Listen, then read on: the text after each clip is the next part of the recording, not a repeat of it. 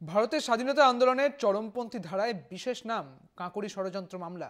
লখনৌ থেকে কাঁকড়ি যাওয়ার পথে একটি ট্রেন থেকে বিপ্লবী ব্রিটিশ সরকারের টাকা লুট করে। সেই মামলায় দোষী সাব্যস্ত আশফাকুল্লাহ খান, রামপ্রসাদ বিসমিল্লা এবং ঠাকুর রোশন সিং এর ফাঁসি হয়। সেই মামলা জড়িয়ে আছে এক বাঙালি বিপ্লবী রাজেন্দ্রনাথ লাহিড়ী।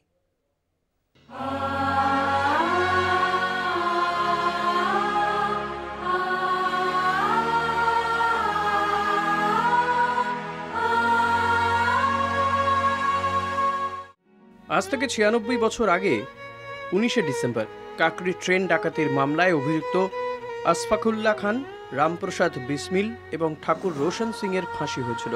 তার দুদিন আগে একই মামলায় ফাঁসি হয় রাজেন্দ্রনাথ লাহিড়ী নামে আরও এক স্বাধীনতা সংগ্রামীর। ১৯২৫ সালে কাঁকড়ির এই ট্রেন ডাকাতি ভারতের স্বাধীনতা সংগ্রামের ইতিহাসে হিন্দুস্তান রিপাবলিকান অ্যাসোসিয়েশনের প্রথম বড় ধরনের হামলা। অভিযুক্ত ওই ৫ বিপ্লবী একটি ট্রেন লুট করেছিল। সেই ট্রেনে ব্রিটিশ ট্রেজারির জন্য টাকা নিয়ে যাওয়া হচ্ছিল।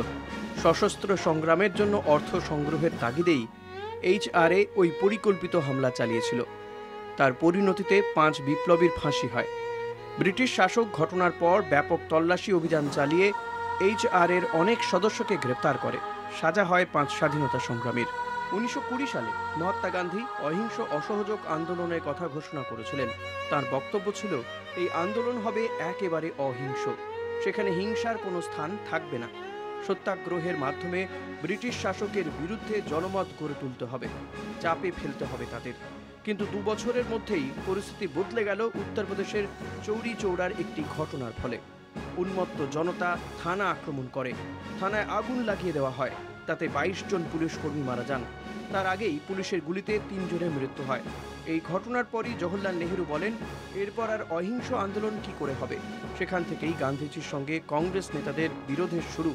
তিনি অহিংস আন্দোলন প্রত্যাহার করে নিলেন।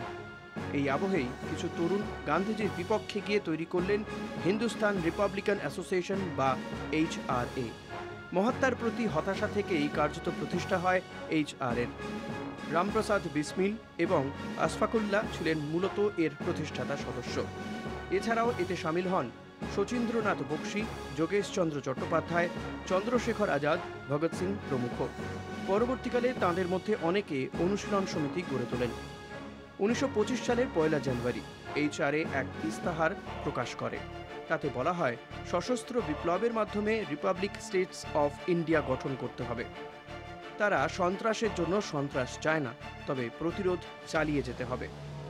১৯২৫ সালের ৯ই অগস্ট লখনৌ থেকে কাঁকড়ি যাওয়ার পথে একটি ট্রেনের ওপর হামলা হয়।